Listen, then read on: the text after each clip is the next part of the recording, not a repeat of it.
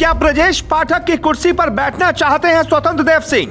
20 second की एक तस्वीर, डिप्टी सीएम का अपमान, मंत्री का लोभ। बैठक के बाद सब हंसते रहे, लेकिन पाठक का क्रोध देखा क्या?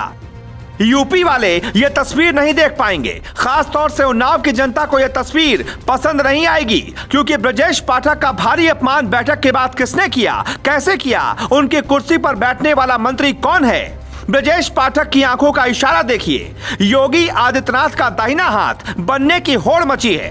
पहले यह कोशिश डिप्टी सीएम केशव प्रसाद मौर्य कर चुके हैं, जनता ने उन्हें हरा दिया। अब यही कोशिश करने लगे हैं बीजेपी प्रदेश अध्यक्ष और योगी की जीत के बाद मंत्री बने स्वतंत्र देव सिंह। ब्रजेश पाठक, बाकी कई मंत्री, केशव प्रसाद मौर्य और स्वतंत्र देव सिंह कैबिनेट की पहली बैठक के बाद बाहर आते हैं। मीडिया के सामने पहली कैबिनेट की ब्रीफिंग होनी थी, लेकिन उसी दौरान दिखी कुर्सी की सही मायने में खींचतान। प्रोटोकॉल के हिसाब से ब्रजेश पाठक की तय कुर्सी पर स्वतंत्र देव सिंह बैठ गए और पाठक जी देखते रह गए। और फिर मीडिया के होने की वजह से वो अगली सीट की तरफ जाते हैं। अगली सीट होती है योगी आदित्यनाथ की, फिर केशव प्रसाद मौर्य की कुर्सी है और अब किसी मंत्री वाली कुर्सी पर ब्रजेश पाठक को बैठना पड़ा। इसी फ्रेम का एक फोटो वायरल हो गया, जिसमें ब्रजेश पाठक स्वतंत्र देव सिंह की तरफ आंखें बड़ी करके हंसते हैं, जबकि इसी दौरान केशव प्रसाद मौर्य, योगी आदित्यनाथ हंसते हुए दिखाई देते हैं। यह तो तस्वीर है जिसकी चर्चा इसलिए हो रही है क्योंकि सियासत में संदेश देने के लिए अक्सर तस्वीरों का सहारा लिया जाता है। अब हम आपको बताते हैं क्या है नियम।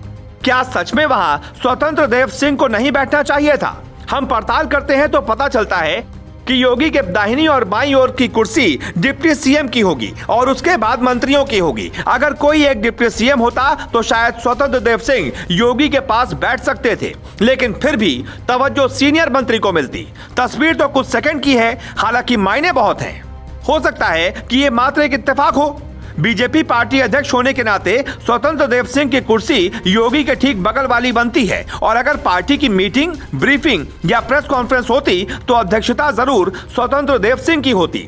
लेकिन जब मीडिया ब्रीफिंग सरकार की हो रही है तो अध्यक्ष को उस कुर्सी पर नहीं बैठना था, जो प्रोटोकॉल के हिसाब से डिप्टी सीएम ब्रजेश पाठक की होनी चाहिए। योगी को जो कैबिनेट मिली है उसमें एक राज है। कई ऐसे नेता एक साथ बैठने वाले हैं जिनकी आपस में बनती नहीं, फिर भी अमित शाह और मोदी वाली बीजेपी में योगी के सामने कोई हिम्मत नहीं कर सकता। अब जिनको ये लगता है कि ये रिपोर्ट ही गलत है, उनको समझना चाहिए दिनेश शर्मा भी डिप्टी सीएम थे और पाठक भी डिप्टी सीएम है, लेकिन बदला क्यों गया?